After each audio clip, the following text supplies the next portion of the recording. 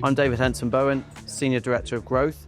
Welcome to another scorching hot edition of Retail Media Thursdays. I'm joined today by James Galland, Head of Commerce Growth for VML. So, welcome James. Thank you. Tell us who you are and a little bit about your background. Yeah, absolutely. So I'm James Galland. I head up commerce capabilities at VML. I've covered both brand and agency life, and my background spans both brand media, content, and retail. So, what's been your peak of the week outside of the weather in London, either personally or professionally? Yeah, so surviving melting is not a highlight. Unfortunately, that doesn't count. No, I think there's been a lot of change in commerce over the last couple of years. VML, we're seeing it just as much as the wider landscape. We've had some really big wins over the last couple of weeks, so it's been a good professional week for me. So which pub are we in and why have we come here? We're in the Vaulty Towers, mainly so we don't melt in the 34-degree heat, but I've chosen it because it's in a beautiful bit of London. We're in the centre of Waterloo and it's in walking distance of our office. Everyone's welcome to Sea Containers, WPP. A few good nights here then? Yeah, absolutely. They do a 2-for-1 on Wednesday, can't argue. We shall have to come back. Yeah. So VML is really making waves in the media world. What makes VML unique and how are you planning for that growth? Yeah, look, it's there's always a question on what makes every agency unique. I think VML has found a really good place to create change in a way that makes meaningful impact. It's prided itself on being the center point between brand experience, consumer experience, and commerce strategy. And I think you'll hear a lot today about the idea of connected planning, connected strategy, and connected team and integration.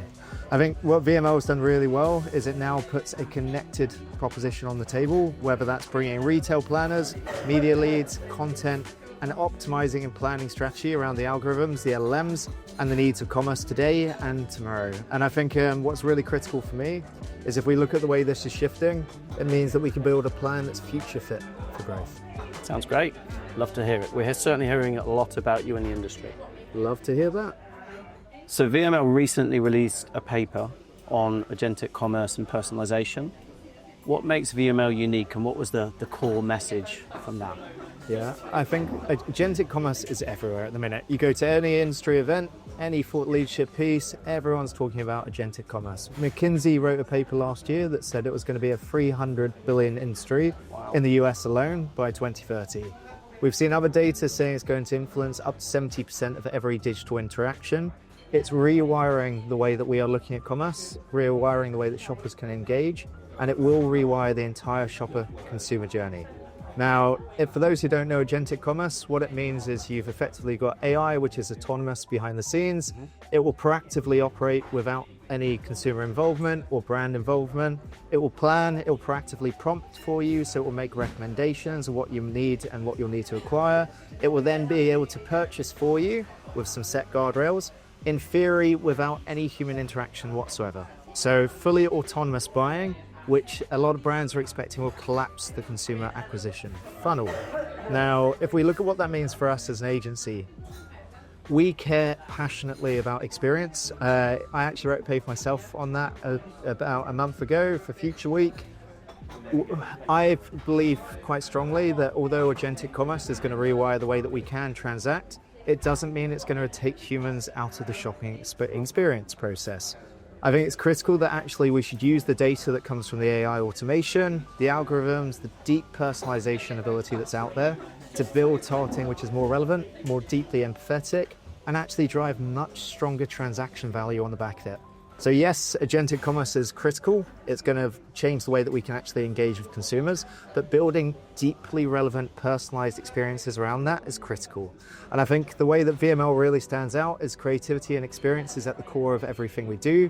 It's actually in the motto of the brand and of the company. And I think we have some of the industry-leading cloud cleanroom solutions in the market.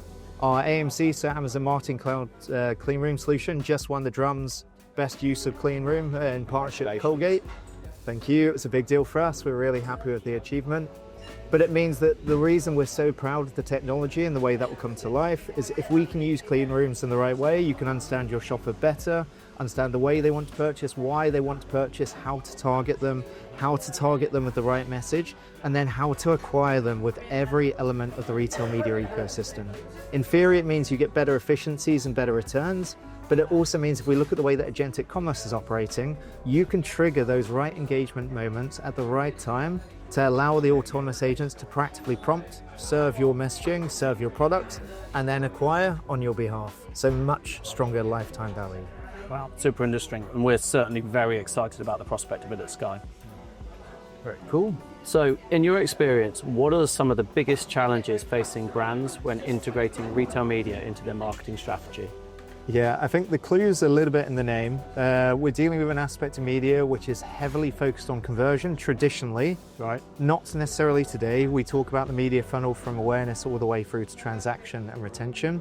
But ultimately, retail media requires a deep understanding of algorithms, whether that's Cosmo, which is the evolved Amazon algorithm, Walmart's own, and Polaris. And it also involves a deep understanding of profitability, portfolio, promotional activation, commercial proposition, commercial health, and logistics operations. You cannot deliver a media strategy unless you at least have a surface understanding of that space.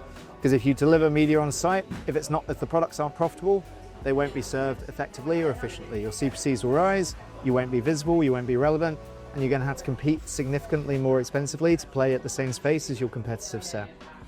So for brand marketers that have to integrate retail media into the marketing plan, ultimately involves a skill set shift. I'm deeply passionate about the idea of hybrid roles. We talk about performance marketing quite a lot, the idea of COEs for digital capability, to develop talent, to then integrate those back into the brand marketing plans.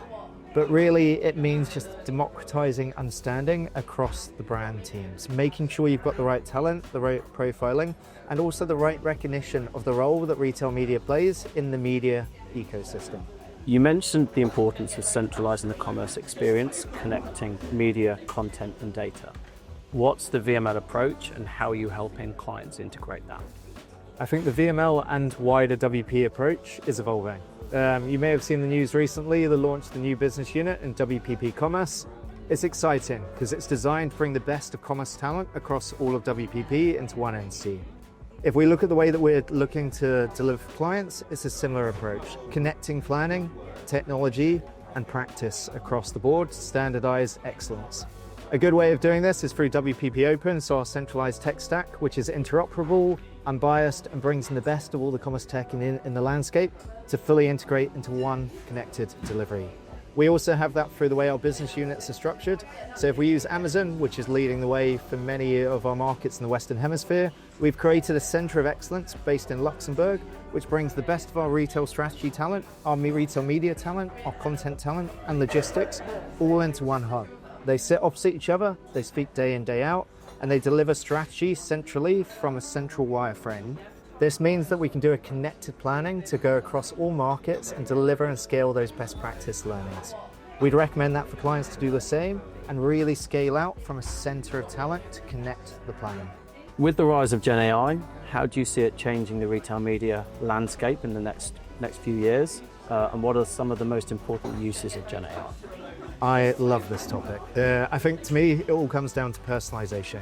Personalization and experience are going to be the key drivers of growth over the next couple of years. For everything I see about the role of AI, great experiences are still the number one delivery of growth in 2026. If I look at the way that Gen AI is changing that space, it just means that you can produce more content, cheaper, better, faster, and scale it in a way that's deeply personalized.